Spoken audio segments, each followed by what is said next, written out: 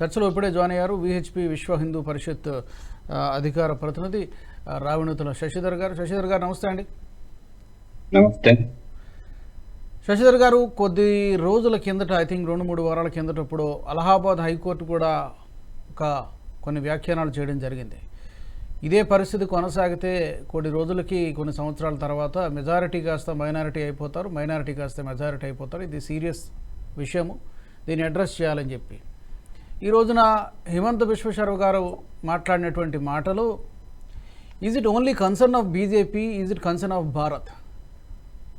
కేవలం ఈ demographic changes జరగడం కారణంగా కేవలం బీజేపీకి మాత్రమే కన్సర్నా, లేకపోతే ఇంకేమైనా నష్టం ఉందా, దానివల్ల ఏమైనా అనర్థం ఉందా?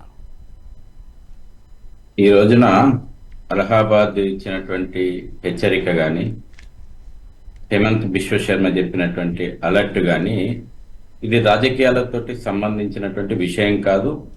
ఈ దేశంలో కూడా ఒక డేంజర్ బెల్స్ మోగుతున్నాయి.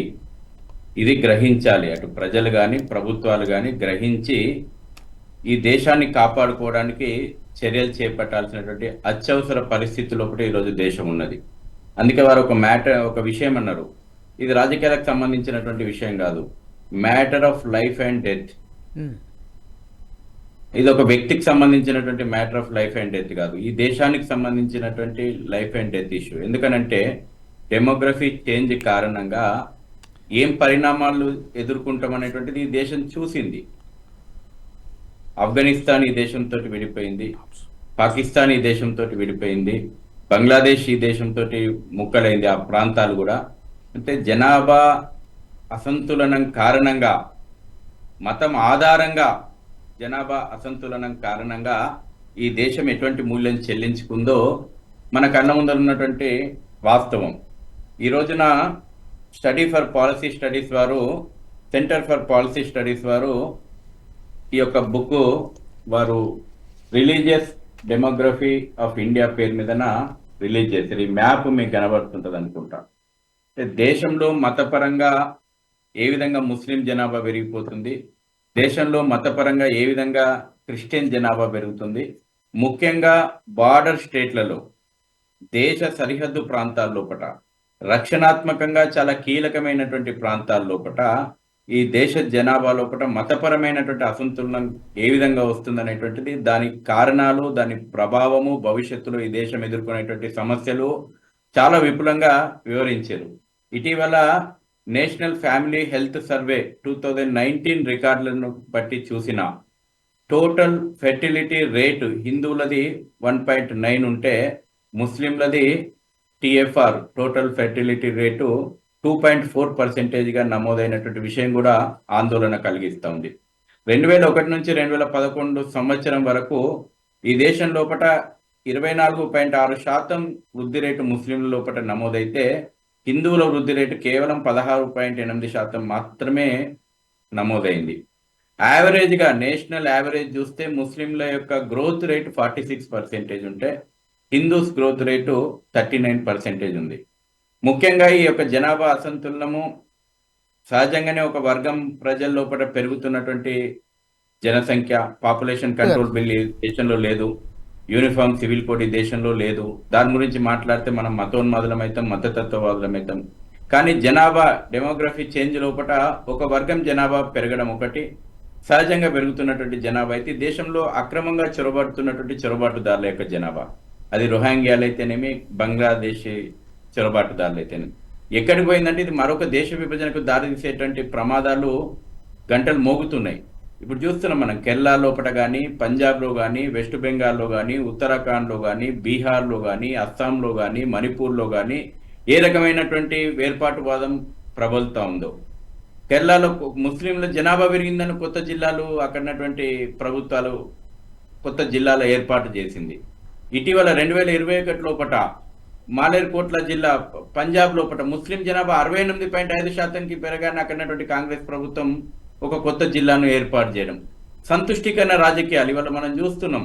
రాహుల్ గాంధీ ఎందుకు ఇవాళ హిందుత్వాన్ని హింసోన్మాదగా చిత్రీకరిస్తున్నాడు, ఎందుకు ఇవాళ డిఎంకే సనాతన ధర్మాన్ని ఎరాడికేట్ చేస్తూ ఉంటుంది, ఎందుకు సందేశ్ ఖాళీ లాంటి చోట్ల ముస్లిం వర్గానికి సంబంధించినటువంటి వారు చొరబాటుదారులు హిందువులపైన అకృత్యాలు చేస్తుంటే మమతా బెనర్జీ చూస్తూ ఊరుకుంటుంది. నిన్నగాక మొన్న వీడియో ఇవాళ కూడా సర్క్యులేట్ అవుతుంది సోషల్ మీడియా లోపల. మంగళూరు లోపల, ఉత్తరాఖండ్ లోపల ఒక మంగళూరు అనేటువంటి ఒక ప్రాంతం లోపల 90% ముస్లింలు అక్కడ జనాభా. కాజీ నిజాముద్దీన్ అక్కడ ఎమ్మెల్యే.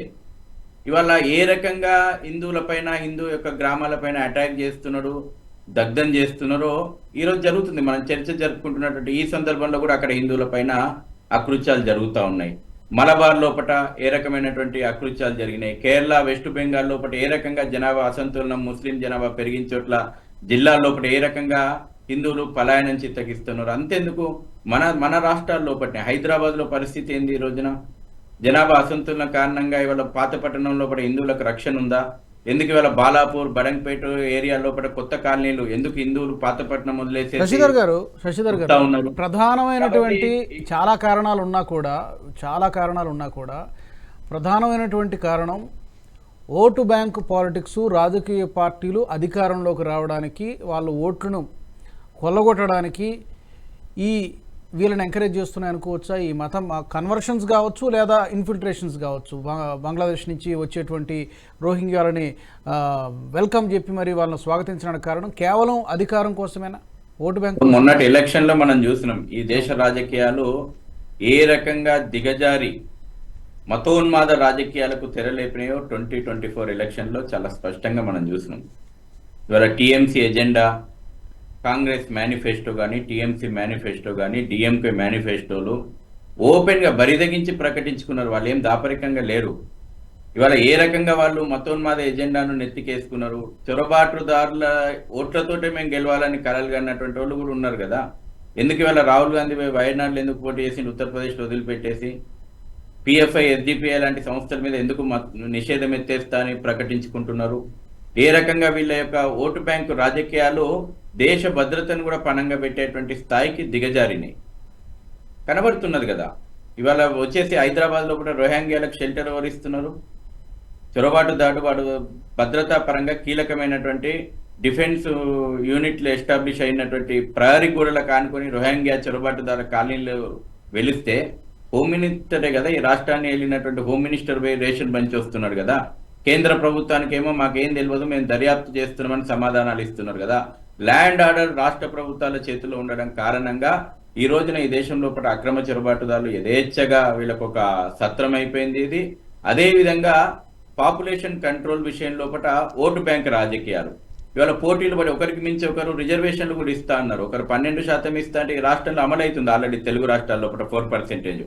ఒక ఆయన 12 ఇస్తా అంటే ఒక ఆయన 14% ఇస్తా అంటున్నారు. మతపరమైనటువంటి రిజర్వేషన్లు ఇస్తా అంటున్నారు, తాయిలాలు ఇస్తా అంటున్నారు. వక్ఫ్ బోర్డ్ యాక్ట్ తీసుకొచ్చిండ్రు, భూ ఆక్రమణలకు ల్యాండ్ జిహాద్కు కారణమైనటువంటి ఒక యాక్ట్ను తీసుకొచ్చిండ్రు. ఈ విధంగా వాళ్ళ ఓట్ల కోసము, వాళ్ళ అధికారం కోసము దేశ భద్రతను కూడా పణంగా పెడుతున్నారు. ఇవాళ మనం అస్సాం గురించి మనం చర్చ మొదలు పెట్టాం. ఇవాళ అస్సాం లోపల దాదాపు 40% జనాభా ముస్లిం జనాభా వచ్చేసిందని చెప్పి అక్కడ ఉన్నటువంటి ముఖ్యమంత్రి స్వయంగా చెప్పిండు. అక్కడ గ్రోత్ రేటు 14% గ్రోత్ రేటు నమోదవుతా ఉంది ప్రతి సంవత్సరం. ఎక్కడి నుంచి నమోదవుతుంది? నేషనల్ యావరేజ్ కంటే ఒక వర్గం ఎందుకు గ్రోత్ రేట్ ఎక్కువగా నమోదవుతుంది?